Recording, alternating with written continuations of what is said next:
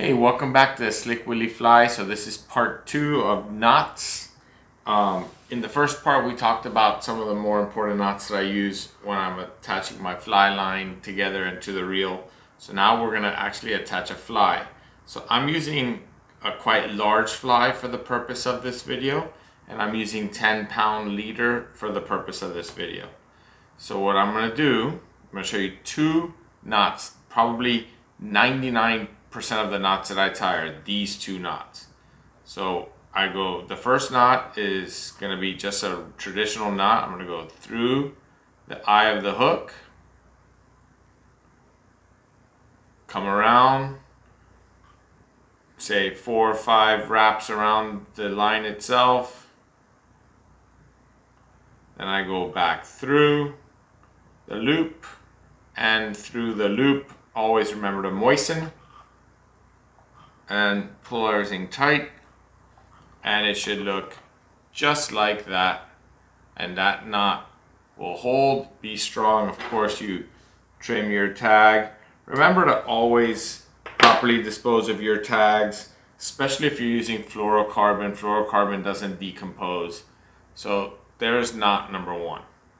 Knot number 2 is going to be a loop knot, and a lot of people enjoy loop knots, and I am among them. Often I'll tie a loop knot because it gives me a little bit more action on the fly. So when I tie a loop knot, I start by doing just a basic overhand knot. It's a very basic overhand knot, and I take it and I go through the fly, the eye of the hook.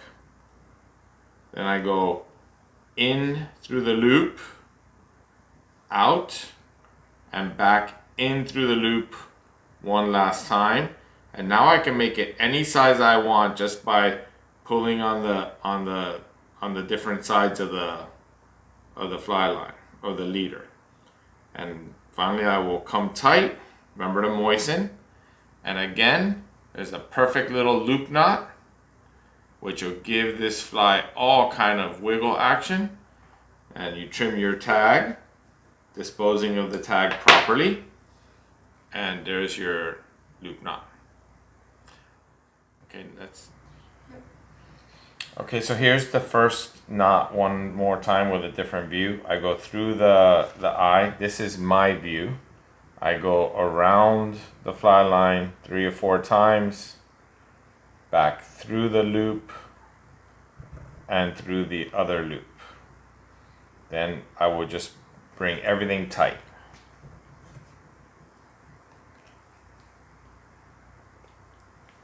And it would look just like that. So you would trim your tag and away you would go. And now I'm going to show you the loop knot one time. So when I make a loop knot, I do an overhand knot, just like that, very simple.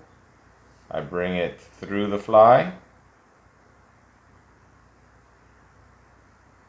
through the loop, and then through the loop one more time. And now I use the fly line, the leader itself, to adjust to the size loop that I'm interested in. And once I get the loop to the size I'm interested in, I just pull everything tight. And there you see a nice small loop. You can make this loop any size you want, and that's a very strong loop. So thank you for watching. I hope that you're going to be able to tie these knots very well. They're great knots. If you learn these few knots that I have on these 2 videos, there's really no fishing application that I can think of that you can't successfully handle. Remember to always take away your trimmings. You know, there's a tradition in the United States called pack it out.